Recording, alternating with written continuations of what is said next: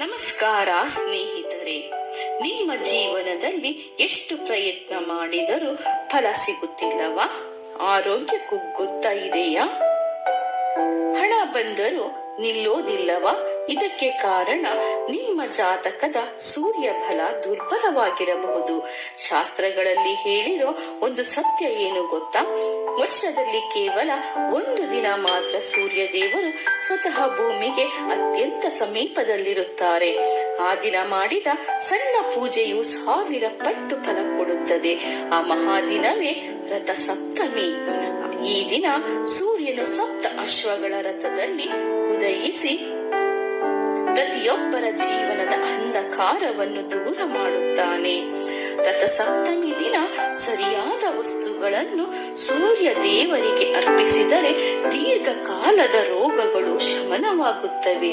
ಮನೆಯಲ್ಲಿನ ದಾರಿದ್ರ್ಯ ಹೊರಟು ಹೋಗುತ್ತದೆ. ತಂದೆ, ಗುರು, ಅಧಿಕಾರಿಗಳ ಅನುಗ್ರಹ ಸಿಗುತ್ತದೆ.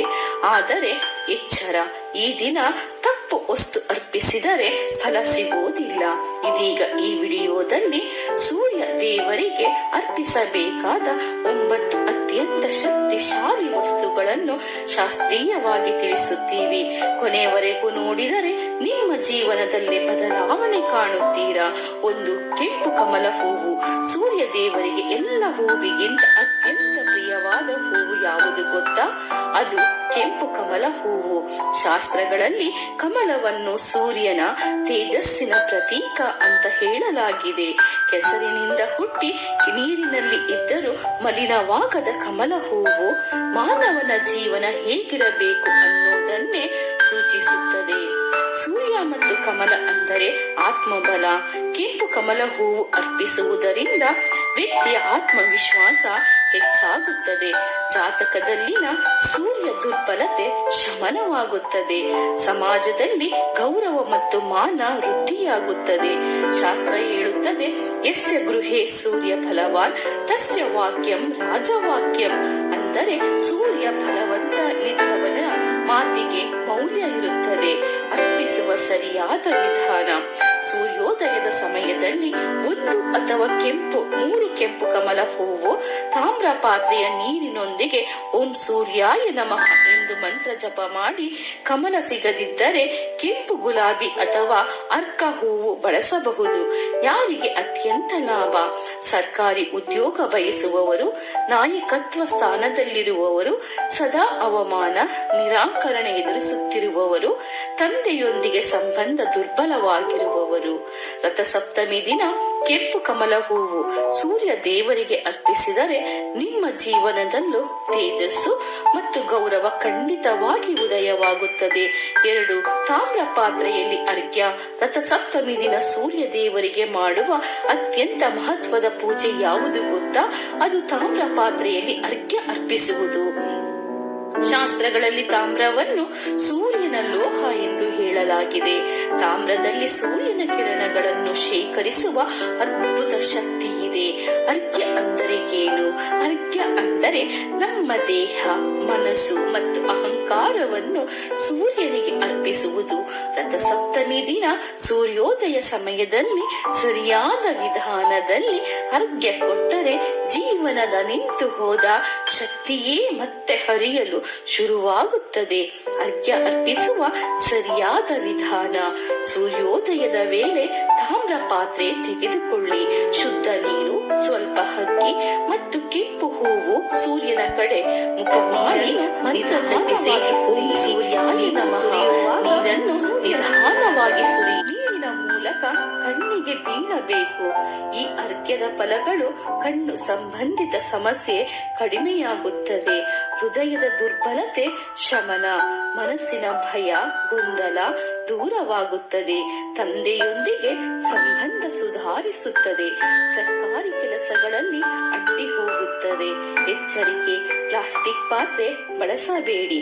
ಸಂಜೆ ಅಥವಾ ಮಧ್ಯಾಹ್ನ ಅರ್ಘ್ಯ ಕೊಡಬೇಡಿ. ಚಪ್ಪಲಿ ಹಾಕಿಕೊಂಡು ಅರ್ಘ್ಯ ಕೊಡಬೇಡಿ. ರಥಸಪ್ತಮಿ ದಿನ ತಾಮ್ರ ಪಾತ್ರೆಯಲ್ಲಿ ಸೂರ್ಯ ದೇವರಿಗೆ ಅರ್ಘ್ಯ ಅರ್ಪಿಸಿದರೆ ನಿಮ್ಮ ಜೀವನದ ಅಂಧಕಾರಕ್ಕೆ ಬೆಳಕು ಖಂಡಿತ ಉದಯವಾಗುತ್ತದೆ. 3 ಅಕ್ಕಿ ಅರ್ಪಿಸುವ ರಹಸ್ಯ: ಸೂರ್ಯ ದೇವರಿಗೆ ನೀರಿನ ಜೊತೆ ಕೇವಲ ಮಣ್ಣಿನ ಅನ್ನದ ಕೊರತೆ ಶಾಶ್ವತವಾಗಿ ಹೋಗುತ್ತೆ ಅಂತ ಶಾಸ್ತ್ರ ಹೇಳುತ್ತದೆ. ಆ ವಸ್ತುವೇ ಅಕ್ಕಿ. ಅಕ್ಕಿ ಅಂದರೆ ಕೇವಲ ಆಹಾರ ಅಲ್ಲ, ಅದು ಲಕ್ಷ್ಮೀ ದೇವಿಯ ವಾಸಸ್ಥಾನ. ಸೂರ್ಯನ ಕಿರಣಗಳಿಂದಲೇ ಅಕ್ಕಿ ಬೆಳೆದು ನಮ್ಮ ದೇಹಕ್ಕೆ ಶಕ್ತಿ ನೀಡುತ್ತದೆ. ಸೂರ್ಯ ಮತ್ತು ಅಕ್ಕಿ ಅಂದರೆ ಅನ್ನಪೂರ್ಣತೆ. ರಥಸಪ್ತಮಿಯ ದಿನ ಸೂರ್ಯನಿಗೆ ಅರ್ಘ್ಯ ಕೊಡುವಾಗ ನೀರಿನಲ್ಲಿ ಸ್ವಲ್ಪ ಅಕ್ಕಿ ಸೇರಿಸಿದರೆ ಮನೆಯ ಅನ್ನದ ದೋಷ ನಿವಾರಣೆ ಆಗುತ್ತದೆ. ಶಾಸ್ತ್ರ ಹೇಳುತ್ತದೆ, ಯಸ್ಯ ಗೃಹೇ ಅನ್ನ ದೋಷಃ ತತ್ರ ಸೂರ್ಯಾರಾಧನಂ ಶ್ರೇಷ್ಠಂ. ಅರ್ಪಿಸುವ ಸರಿಯಾದ ವಿಧಾನ. ಸೂರ್ಯೋದಯದ ಸಮಯ ತಾಮ್ರ ಪಾತ್ರೆಯ ನೀರು 7 ಅಕ್ಕಿ ಕಾಳುಗಳು ಓಂ ಸೂರ್ಯಾಯ ನಮಃ ಎಂದು ಜಪ ಮಾಡಿ ನೀರಿನೊಂದಿಗೆ ಸೂರ್ಯನಿಗೆ ಅರ್ಪಿಸಿ. ನಂತರ ಉಳಿದ ಅಕ್ಕಿಯನ್ನು ಪಕ್ಷಿಗಳಿಗೆ ಅಥವಾ ಬಡವರಿಗೆ ಕೊಡಿ.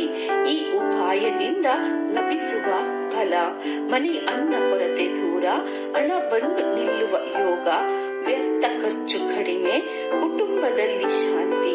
ತಪ್ಪು ಮಾಡಬೇಡಿ. ನುರಿದ ಅಥವಾ ಕೆಟ್ಟ ಅಕ್ಕಿ ಬಳಸದಿರಿ. ಸಂಜೆ ಸಮಯದಲ್ಲಿ ಮಾಡಬೇಡಿ. ಮನಸ್ಸು ಕೋಪದಲ್ಲಿದ್ದರೆ ಅರ್ಪಿಸಬೇಡಿ. ರಥಸಪ್ತಮಿ ದಿನ ಸೂರ್ಯ ದೇವರಿಗೆ ಅಕ್ಕಿ ಅರ್ಪಿಸಿದರೆ ನಿಮ್ಮ ಮನೆಯಲ್ಲಿ ಅನ್ನಪೂರ್ಣತೆ ಮತ್ತು ಸಮೃದ್ಧಿ ಖಂಡಿತ ನೆಲೆಸುತ್ತದೆ. 4. ಗೋಧಿ ಅಥವಾ ಜೋಳ ಅರ್ಪಣೆ. ನಿಮ್ಮ ಜೀವನದಲ್ಲಿ ಎಷ್ಟು ದುಡಿದರೂ ಹಣ ನಿಲ್ಲೋದಿಲ್ಲವಾ? ಬೆಳೆ, ವ್ಯಾಪಾರ ಅಥವಾ ಕೆಲಸದಲ್ಲಿ ಅಡ್ಡಿ ಬರುತ್ತಿದೆಯಾ? ಇದಕ್ಕೆ ಕಾರಣ ಸೂರ್ಯನ ಅಸಂತೋಷ ಆಗಿರಬಹುದು. ಶಾಸ್ತ್ರಗಳಲ್ಲಿ ಸೂರ್ಯನನ್ನು ಕೃಷಿಯ ಅಧಿಪತಿ ಎಂದು ಕರೆಯಲಾಗುತ್ತದೆ. ಸೂರ್ಯನ ಕಿರಣಗಳಿಂದ ಗೋಧಿ, ಜೋಳ, ಅಕ್ಕಿ ಯಾವುದೂ ಬೆಳೆಯೋದಿಲ್ಲ. ಧಾನ್ಯ ಅರ್ಪಣೆ ಅಂದರೆ ಆರ್ಥಿಕ ಸ್ಥಿರತೆ.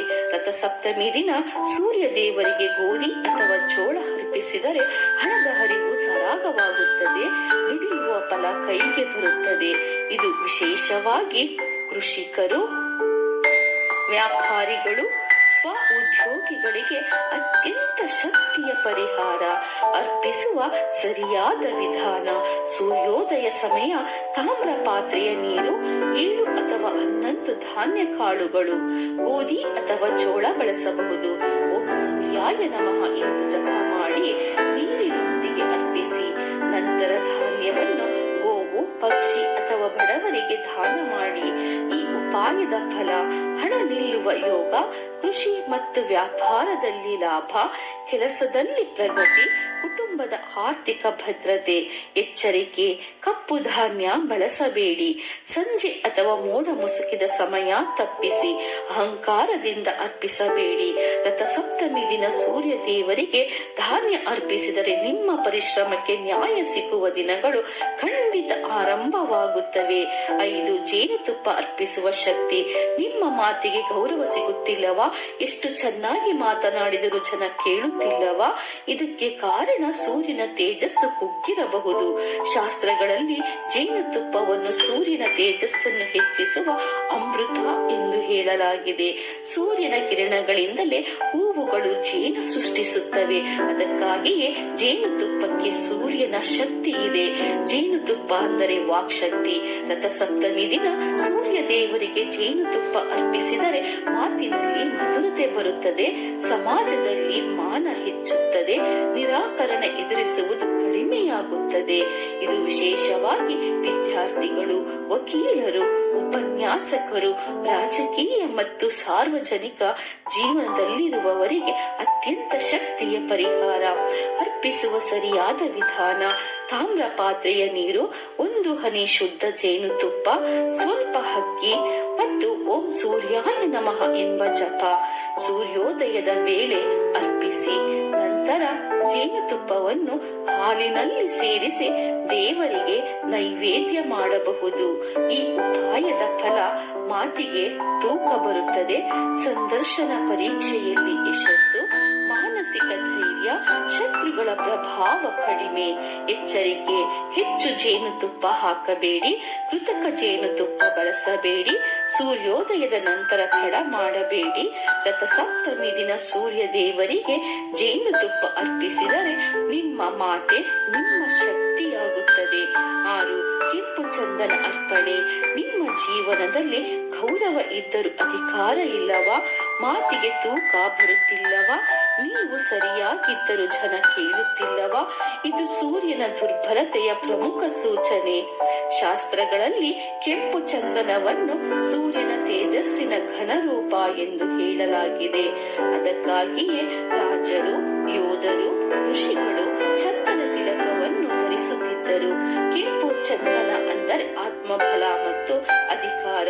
ರಥಸಪ್ತಮಿ ದಿನ ಸೂರ್ಯ ದೇವರಿಗೆ ಕೆಂಪು ಚಂದನ ಅರ್ಪಿಸಿದರೆ ವ್ಯಕ್ತಿಯೊಳಗಿನ ನಾಯಕತ್ವ ಜಾಗೃತವಾಗುತ್ತದೆ. ಜಾತಕದಲ್ಲಿನ ಸೂರ್ಯ ದೋಷ ಶಮನ ಆಗುತ್ತದೆ. ಗೌರವ ಮತ್ತು ಅಧಿಕಾರ ಸ್ವಾಭಾವಿಕವಾಗಿ ಬರುತ್ತದೆ. ಅರ್ಪಿಸುವ ಸರಿಯಾದ ವಿಧಾನ: ಸೂರ್ಯೋದಯ ಸಮಯ ಕೆಂಪು ಚಂದನವನ್ನು ನೀರಿನಲ್ಲಿ ಕಲಸಿ ಸೂರ್ಯನಿಗೆ ಅರ್ಪಿಸಿ, ನಂತರ ನಿಮ್ಮ ನೆತ್ತಿಗೆ ತಿಲಕ, ಎದೆ ಮಧ್ಯದಲ್ಲಿ ಸಣ್ಣ ತಿಲಕ ಮತ್ತು ಜಪ ಓಂ ಗೃಣಿಹಿ ಸೂರ್ಯಾಯ ನಮಃ. ಈ ಉಪಾಯದ ಫಲ: ಮೇಲಧಿಕಾರಿಗಳ ಅನುಗ್ರಹ, ಸರ್ಕಾರಿ ಕೆಲಸಗಳಲ್ಲಿ ಜಯ, ನ್ಯಾಯ, ಕೋರ್ಟ್ ಕೇಸ್ಗಳಲ್ಲಿ ಸಹಾಯ, ಆತ್ಮವಿಶ್ವಾಸ ಹೆಚ್ಚಳ. ತಪ್ಪು ಮಾಡಬೇಡಿ. ಕಪ್ಪು ಅಥವಾ ಬಿಳಿ ಚಂದನ ಬಳಸಬೇಡಿ.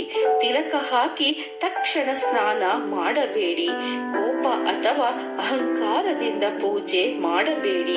ರಥಸಪ್ತಮಿ ದಿನ ಕೆಂಪು ಚಂದನದಿಂದ ಸೂರ್ಯ ದೇವರನ್ನು ಪೂಜಿಸಿದರೆ ನಿಮ್ಮ ಜೀವನದಲ್ಲಿ ಗೌರವ ಮತ್ತು ಅಧಿಕಾರ ಖಂಡಿತವಾಗಿ ಉದಯವಾಗುತ್ತದೆ. 7. ತೆಂಗಿನಕಾಯಿ ಅರ್ಪಣೆ. ಮನೆಯಲ್ಲೇ ಮನಸ್ಸಿಗೆ ಶಾಂತಿ ಇಲ್ಲವಾ?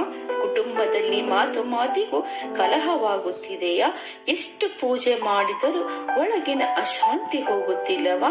ಇದಕ್ಕೆ ಕಾರಣ ಪಿತೃ ಅಥವಾ ಕುಟುಂಬ ದೋಷವಾಗಿರಬಹುದು. ಶಾಸ್ತ್ರಗಳಲ್ಲಿ ತೆಂಗಿನಕಾಯಿಯನ್ನು ಪೂರ್ಣತೆ ಮತ್ತು ಶುದ್ಧತೆಯ ಪ್ರತೀಕ ಎಂದು ಹೇಳಲಾಗಿದೆ. 3 ಕಣ್ಣುಗಳು: ದೇಹ, ಮನಸ್ಸು, ಆತ್ಮ. ಈ 3ನ್ನು ದೇವರಿಗೆ ಅರ್ಪಿಸುವ ಸಂಕೇತ. ಸೂರ್ಯ ಮತ್ತು ತೆಂಗಿನಕಾಯಿ ಎಂದರೆ ಕುಟುಂಬ ಶಾಂತಿ. ರಥಸಪ್ತಮಿ ದಿನ ಸೂರ್ಯ ದೇವರಿಗೆ ತೆಂಗಿನಕಾಯಿ ಅರ್ಪಿಸಿದರೆ ಪಿತೃ ಸಂತೋಷವಾಗುತ್ತಾರೆ. ಕುಟುಂಬದ ಒಳಜಗಳ ಕಡಿಮೆಯಾಗುತ್ತದೆ. ಮನೆಯಲ್ಲಿ ಧನ ಆರೋಗ್ಯ ಸ್ಥಿರವಾಗುತ್ತದೆ. ಭೀಷ್ಮ ಪಿತಾಮಹರು ಉತ್ತರಾಯಣ ಕಾಯ್ದ ದಿನವೂ ಸೂರ್ಯನನ್ನೇ ಸ್ಮರಿಸಿದರು. ಅದರಲ್ಲೇ ತೆಂಗಿನಕಾಯಿ ಆಕರ್ಷಣೆಯ ಮಹತ್ವ ಅಡಗಿದೆ. ಅರ್ಪಿಸುವ ಸರಿಯಾದ ವಿಧಾನ: ಸೂರ್ಯೋದಯ ಸಮಯ ಪೂಜಾ ಸ್ಥಳದಲ್ಲಿ ತೆಂಗಿನಕಾಯಿ ಇಡಿ. ಸೂರ್ಯನಿಗೆ ದೀಪ ಧೂಪ ಅರ್ಪಿಸಿ ಮಂತ್ರ ಜಪ ಓಂ ಸೂರ್ಯಾಯ ನಮಃ ಎಂದು ಜಪಿಸಿ. ನಂತರ ತೆಂಗಿನಕಾಯಿಯನ್ನು ಒಡೆದು ಬಡವರಿಗೆ ಅಥವಾ ಬ್ರಾಹ್ಮಣರಿಗೆ ದಾನ ಮಾಡಿ. ಈ ಉಪಾಯದ ಫಲ: ಪಿತೃದೋಷ ಶಮನ, ಮನೆಯ ನಕಾರಾತ್ಮಕತೆ ಕಡಿಮೆ, ಮಕ್ಕಳ ಆರೋಗ್ಯ ಮತ್ತು ಭವಿಷ್ಯ ಸುಧಾರಣೆ, ಮನಸ್ಸಿಗೆ ಶಾಂತಿ. ಎಚ್ಚರಿಕೆ: ಮುರಿದ ಅಥವಾ ಹಾಳಾದ ತೆಂಗಿನಕಾಯಿ ಬಳಸಬೇಡಿ. ಕೋಪದಿಂದ ಒಡೆಯಬೇಡಿ. ತಕ್ಷಣ ಕಸಕ್ಕೆ ಹಾಕಬೇಡಿ. ರಥಸಪ್ತಮಿ ದಿನ ಸೂರ್ಯ ದೇವರಿಗೆ ತೆಂಗಿನಕಾಯಿ ಅರ್ಪಿಸಿದರೆ ಮನೆಯೊಳಗೆ ಶಾಂತಿ ಮತ್ತು ಸಮೃದ್ಧಿ ಖಂಡಿತ ನೆಲೆಸುತ್ತದೆ. ಖಂಡಿತ ನೆಲೆಸುತ್ತದೆ. 8. ಕೆಂಪು ವಸ್ತ್ರ ದಾನ. ನಿಮ್ಮ ಜೀವನದಲ್ಲಿ ಎಷ್ಟು ಒಳ್ಳೆಯ ಕೆಲಸ ಮಾಡಿದರೂ ಮಾನ ಸಿಗುತ್ತಿಲ್ಲವಾ? ಅಧಿಕಾರಿಗಳಿಂದ ಸದಾ ಒತ್ತಡ ಬರುತ್ತಿದೆಯಾ? ನಿಮ್ಮ ತಪ್ಪಿಲ್ಲದೆ ಹೆಸರು ಹಾಳಾಗುತ್ತಿದೆಯಾ? ಇದು ಸೂರ್ಯನ ಅಸಂತೋಷದ ಸೂಚನೆ. ಶಾಸ್ತ್ರಗಳಲ್ಲಿ ಕೆಂಪು ಬಣ್ಣವನ್ನು ಸೂರ್ಯನ ಜೀವಶಕ್ತಿಯ ಬಣ್ಣ ಎಂದು ಹೇಳಲಾಗಿದೆ. ಸೂರ್ಯ ಸಂತೋಷವಾದರೆ ಗೌರವ, ಕೀರ್ತಿ, ಸ್ಥಾನಮಾನ ಸ್ವತಃ ಬರುತ್ತದೆ. ದಾನ ಅಂದರೆ ಸೂರ್ಯನ ಅನುಗ್ರಹ. ರಥಸಪ್ತಮಿ ದಿನ ಕೆಂಪು ವಸ್ತ್ರವನ್ನು ದಾನ ಮಾಡಿದರೆ ಜಾತಕದಲ್ಲಿನ ಮಾನಹಾನಿ ದೋಷ ಕಡಿಮೆಯಾಗುತ್ತದೆ. ಸರ್ಕಾರಿ ಕಾನೂನು ಸಮಸ್ಯೆಗಳು ಶಮನವಾಗುತ್ತವೆ. ತಂದೆ ಮತ್ತು ಗುರುಗಳ ಅನುಗ್ರಹ ದೊರಕುತ್ತದೆ. ದಾನ ಮಾಡುವ ಸರಿಯಾದ ವಿಧಾನ: ಸೂರ್ಯೋದಯ ನಂತರ ಹೊಸ ಅಥವಾ ಸ್ವಚ್ಛವಾದ ಕೆಂಪು ಬಟ್ಟೆ, ಸಾಧ್ಯವಾದರೆ ಕೆಂಪು ಟವಲ್ ಅಥವಾ ಅಂಗವಸ್ತ್ರ. ದಾನ ಮಾಡುವಾಗ ಮನಸ್ಸಿನಲ್ಲಿ ಹೇಳಿ, ಈ ದಾನದಿಂದ ಸೂರ್ಯ ದೇವರು ಸಂತೋಷವಾಗಲಿ. ದಾನವನ್ನು ಬ್ರಾಹ್ಮಣರಿಗೆ, ಕಾರ್ಮಿಕರಿಗೆ, ಅಗತ್ಯವಿರುವವರಿಗೆ ನೀಡಿ. ಈ ದಾನದ ಫಲ ಸಮಾಜದಲ್ಲಿ ಗೌರವ, ಕೀರ್ತಿ ಮತ್ತು ಹೆಸರು, ಅಧಿಕಾರಿಗಳಿಂದ ಸಹಕಾರ, ಕೆಲಸದಲ್ಲಿ ಸ್ಥಿರತೆ. ತಪ್ಪು ಮಾಡಬೇಡಿ. ಕಪ್ಪು ಅಥವಾ ನೀಲಿ ಬಟ್ಟೆ ದಾನ ಮಾಡಬೇಡಿ. ಹರಿದ ಅಥವಾ ಹಳೆಯ ಬಟ್ಟೆ ಕೊಡಬೇಡಿ. ದಾನ ಮಾಡಿದ ಮೇಲೆ ಪಶ್ಚಾತ್ತಾಪ ಪಡಬೇಡಿ. ರಥಸಪ್ತಮಿ ದಿನ ಕೆಂಪು ವಸ್ತ್ರ ದಾನ ಮಾಡಿದರೆ ನಿಮ್ಮ ಜೀವನದಲ್ಲಿ ಗೌರವ ಮತ್ತು ಮಾನ ಸ್ವಾಭಾವಿಕವಾಗಿ ಮರಳಿ ಬರುತ್ತದೆ. 9. ಬೆಲ್ಲ, ಸಿಹಿ ಪದಾರ್ಥ ಅರ್ಪಣೆ. ಜೀವನದಲ್ಲಿ ಎಲ್ಲವೂ ಇದ್ದರೂ ಸಂತೋಷ ಮಾತ್ರ ಇಲ್ಲವಾ? ಮನೆಯಲ್ಲೇ ಮಾತು ಕಹಿಯಾಗುತ್ತಿದೆಯಾ? ಹಣ ಬರುತ್ತಿದ್ದರೂ ಮನಸ್ಸಿಗೆ ತೃಪ್ತಿ ಇಲ್ಲವಾ? ಇದು ಸೂರ್ಯನ ಕೃಪೆ ಪೂರ್ಣವಾಗಿಲ್ಲ ಅನ್ನೋದರ ಸೂಚನೆ. ಶಾಸ್ತ್ರಗಳಲ್ಲಿ ಬೆಲ್ಲವನ್ನು ಸೂರ್ಯನ ಮಧುರ ರೂಪ ಎಂದು ಕರೆಯಲಾಗುತ್ತದೆ. ಕಹಿ ಜೀವನವನ್ನು ಸಿಹಿಯಾಗಿಸುವ ಶಕ್ತಿ ಸೂರ್ಯ ದೇವರಲ್ಲಿದೆ ಅನ್ನೋದಕ್ಕೆ ಬೆಲ್ಲವೇ ಸಾಕ್ಷಿ. ಸಿಹಿ ಅರ್ಪಣೆ ಜೀವನ ಸಿಹಿ. ರಥಸಪ್ತಮಿ ದಿನ ಸೂರ್ಯ ದೇವರಿಗೆ ಬೆಲ್ಲ ಅಥವಾ ಸಿಹಿ ಪದಾರ್ಥ ಅರ್ಪಿಸಿದರೆ ಮನೆಯಲ್ಲಿ ಕಹಿ ಮಾತುಗಳು ಕಡಿಮೆಯಾಗುತ್ತವೆ. ಜೀವನದಲ್ಲಿ ತೃಪ್ತಿ ಬರುತ್ತದೆ. ಆರೋಗ್ಯ ಮತ್ತು ಮನಸ್ಸಿಗೆ ಶಾಂತಿ ಸಿಗುತ್ತದೆ. ಅರ್ಪಿಸುವ ಸರಿಯಾದ ವಿಧಾನ: ಸೂರ್ಯೋದಯ ಸಮಯ ಸಣ್ಣ ತುಂಡು ಬೆಲ್ಲ ಅಥವಾ ಮನೆಗೆ ಮಾಡಿದ ಸಿಹಿ ಓಂ ಸೂರ್ಯಾಯ ನಮಃ ಜಪ ಮಾಡಿ ಅರ್ಪಿಸಿ. ನಂತರ ಆ ಸಿಹಿಯನ್ನು ಕುಟುಂಬದ ಎಲ್ಲರೂ ಸ್ವಲ್ಪ ಸೇವಿಸಿ.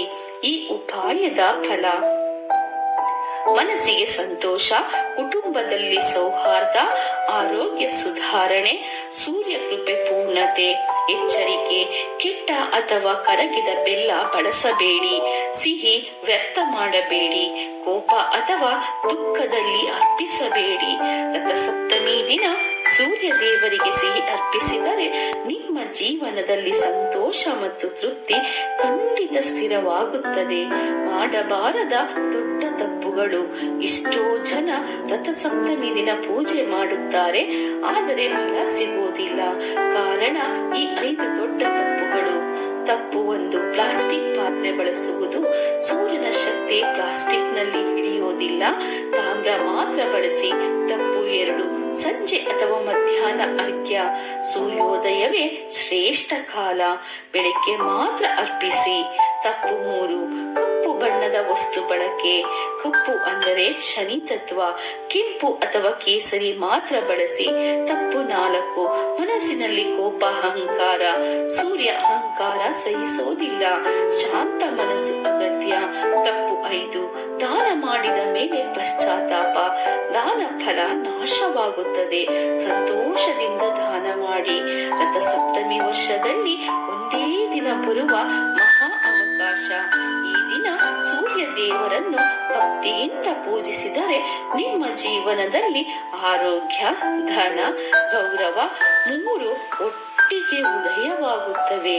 ಇಂದು ನೀವು ಕೇಳಿದ ಈ 9 ವಸ್ತುಗಳಲ್ಲಿ ಒಂದನ್ನಾದರೂ ಶ್ರದ್ಧೆಯಿಂದ ಮಾಡಿದರೆ ಸಾಕು.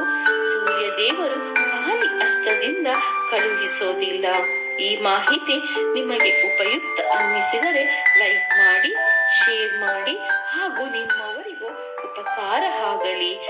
ಈ ಚಾನೆಲ್ ಅನ್ನು ಸಬ್ಸ್ಕ್ರೈಬ್ ಮಾಡಿ. ಇನ್ನು ಇಂತಹ ಶಾಸ್ತ್ರೀಯ ರಹಸ್ಯಗಳಿಗೆ ಕಮೆಂಟ್ ನಲ್ಲಿ ಸೂರ್ಯ ದೇವರ ಆಶೀರ್ವಾದ ಎಂದು ಬರೆಯಿರಿ. ಸೂರ್ಯ ದೇವರ ಕೃಪೆ